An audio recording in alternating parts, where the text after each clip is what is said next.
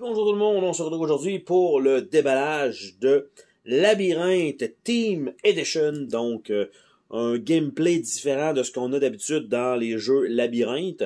Donc ça va être une version co-op, cette version-ci, donc une belle boîte colorée qui rajoute un petit peu d'éléments avec des choses qui vont bouger forcées par un genre de magicien autre. Et nous, ben, on va devoir concorder nos mouvements pour que les gens puissent le plus possible ramasser leurs objets. Donc, ça va être ça. Donc, évidemment, le concept de base reste que vous allez avoir probablement des emplacements de départ, vous allez avoir certains blocs de tuiles qui vont pouvoir bouger, donc se faire déplacer. Et vous avez des icônes imprimées sur certaines tuiles. Et donc, ça va être ça. Donc, on va voir ensemble qu'est-ce qu'on a dans cette boîte-là, qui est un petit peu plus gamer que la version de base, bien sûr. Donc, on a des livrets d'instructions. Donc, on en a un ici en allemand et on l'a en français un peu plus loin. Donc, on va y aller avec la version française qui est à la fin. Donc, c'est un livret multilingue plutôt. Donc, on a le contenu. Donc, ce qu'on a de plus, on a des plateaux de joueurs avec des jetons supplémentaires qu'on n'avait pas normalement. On a, bon, la mise en place, le but du jeu, les trésors possibles. Lisez le grimoire de Daedalus. Donc, le méchant, il va avoir des choses qui vont se passer. Donc, utilisez vos jetons spéciaux pour se déplacer en plus d'avoir le mouvement normal. Et on récupère des trésors et voilà. Donc, c'est ce que ça donne et on a une petite partie des règles expertes advenant le cas. On a un autre livret, donc, pour d'autres langages qui s'ajoutent de plus. Effectivement, donc, on a tout est inclus dans deux gros livrets, au lieu d'en avoir fait un seul.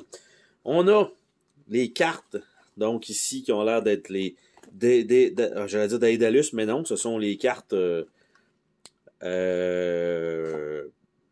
probablement qu'il faut des objets qu'il faut trouver. Par contre, ce qui est un peu bizarre, c'est que le dos des cartes, si vous remarquez, est pas similaire. Donc, je sais pas comment ça va fonctionner comme gameplay, mais on a ça.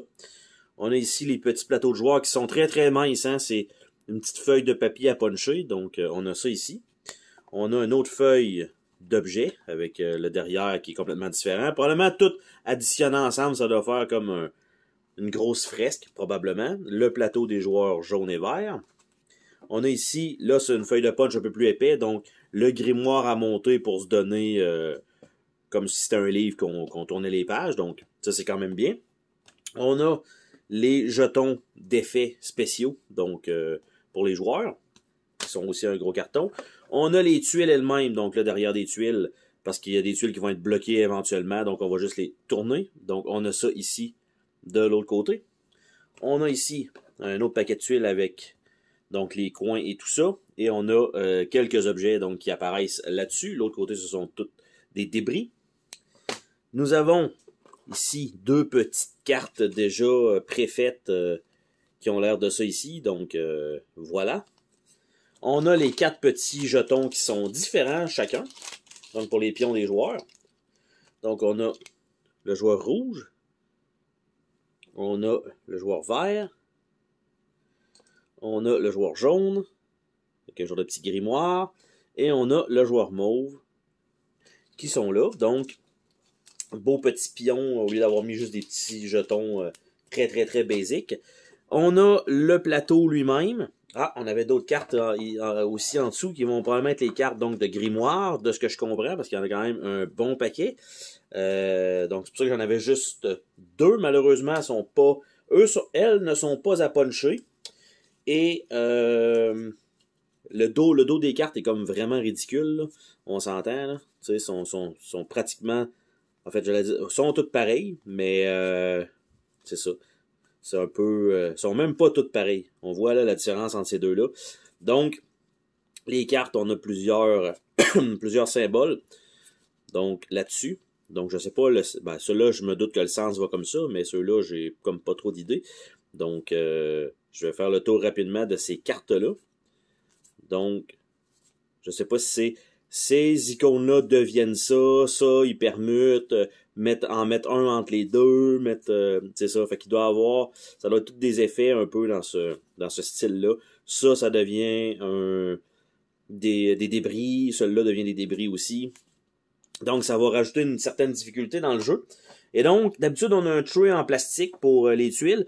Mais là, comme on voit ici, ça, pour l'instant, c'est pas wow comme truc. Donc, je m'attends à ce que ces cartes-là devaient être là. Probablement, ils se sont ramassés là. Donc, mais malgré tout, on s'entend qu'il va y avoir de la place en masse pour, je pense, la totalité des composantes. En dessous du tray, je pense pas qu'il y ait rien de spécial, effectivement. Donc, on n'a rien de particulier de ce côté-là. Donc, on va essayer de tout remettre ça comme ça pour que ça fitte dans la boîte. Donc, ça comme ça. Et donc, si on a ça, on va avoir le plateau lui-même qui nous reste à regarder. D'un côté, c'est évidemment le logo Ravensburger classique. Et de l'autre côté, ben, c'est l'entièreté des icônes qui sont là. Comme un labyrinthe classique. Donc, toutes les tuiles ceux-là vont pouvoir aller en dessous très, très, très facilement. Ces jetons-là, il restait un puits là. Ça, évidemment, il va être à démonter à chaque fois. Je ne m'attends pas à ce qu'ils puissent rentrer dans la boîte de cette façon-là. Ces petits cartons-là vont rester dessus. Les petites cartes vont être, bien sûr, à sleever. Et on a 2 livrets de règles. Donc, sur ce, on se dit à la prochaine pour une autre vidéo. Salut tout le monde!